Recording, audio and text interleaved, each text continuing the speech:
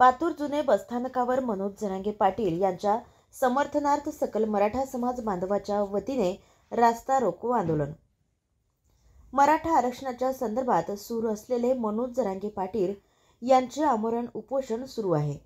या उपोषणाची दखल शासनाने तत्काळ घेण्याकरिता शासनाचे लक्ष वेधावे म्हणून सकल मराठा समाज बांधव पातूर तालुक्याच्या वतीने पातूरचे जुने बसस्थानकावर आज 24 फेब्रुवारी 2024 रोजी रास्ता रोको आंदोलन करण्यात आले आहे। यावेळी उपोषणाची दखल तात्काळ न घेतल्यास यापेक्षाही तीव्र आंदोलन करण्याचा इशारा यावेळी सकल मराठा समाज पातूर तालुका संयोजक राजेश देशमुख आणि मराठा महासंघाचे विदर्भ उपाध्यक्ष राम मुळे यांनी दिला आहे। या रास्ता रोको आंदोलनामध्ये सकल मराठा समाजाचे संयोजक राजेश देशमुख, राम मुळे, विदर्भ प्रदेश उपाध्यक्ष महासंघ सुरेश ठाकरे, जिल्हाध्यक्ष मराठा महासंघ देवराव पाटील हागे, माजी केंद्रीय उपाध्यक्ष के.एम. देशमुख, जिल्हा उपाध्यक्ष विनायक गायकवाड, सरचिटणीस अकोला जिल्हा मराठा महासंघ तसेच काँग्रेस नेते पातूर नगर परिषदचे माजी नगराध्यक्ष हाजी सय्यद बुरहानभाई, राष्ट्रवादी काँग्रेसचे अकोला जिल्हा अल्पसंख्याक विभाग अध्यक्ष नईम खान, युवक काँग्रेसचे सदस्य अझरुद्दीन, राष्ट्रवादी काँग्रेसचे शहराध्यक्ष बब्बू डॉन तसेच सुरेश देशमुख, शंकर देशमुख, सुधीर देशमुख, प्रदीप देशमुख, अमित देशमुख, निलेश देशमुख, रवी देशमुख, मदन सरकटे, दिलीप देशमुख, नंदू लाहोळे आदीसह इतर सकल मराठा समाज बांधवांचा यावेळी समावेश होता।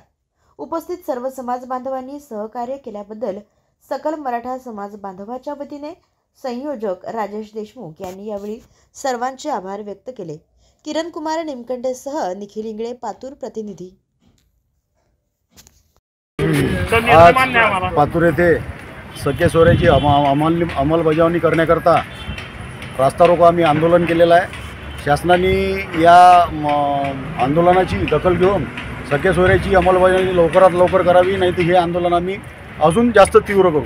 आमच्यासोबत सगळ्याच समाजाचे लोक आहेत, मुस्लिम बांधव पण आमच्यासोबत आहेत, त्यामुळे शासनाने याची तात्काळ दखल घेण्यात यावी ही विनंती। मराठा समाजाला ओबीसीतून आरक्षण मिळावं हा आमचा अट्टास आहे, आमच्या मराठा समाजाचं मागणं आहे। पण सरकारनं जे 10% आरक्षण दिलं त्याच्यावर आमचा विश्वास नाही, कारण ते कोर्टात जाणार आहे आणि कोर्टात टिकलं नाही तर परत येणे माझ्या माघारी, म्हणून याचा रस्ता रोको आहे। आणि सगळ्या सोयऱ्याचा जो अध्यादेश आहे तोही अजून सरकारनं काढला नाही आणि त्या सराटीमधले जे केसेस दाखल झाल्या पोलीस केसेस ते 10 तारखेच्या आत मागं घेणार होतं। सरकारनं तिथेही बेईमानी केली। त्या सरकारच्या बेईमानीच्या विरोधात मराठा समाजानं हे आजचं आंदोलन केलं आहे। जर आजच्या आंदोलनाचं समज सरकारला आली नाही तर याच्या पुढचं आंदोलन याच्यापेक्षा तीव्र केलं जाईल, हर गावात आंदोलन केलं जाईल आणि सरकारला सळोखत पळ केलं जाईल, त्याशिवाय मराठा स्वस्थ बसणार नहीं।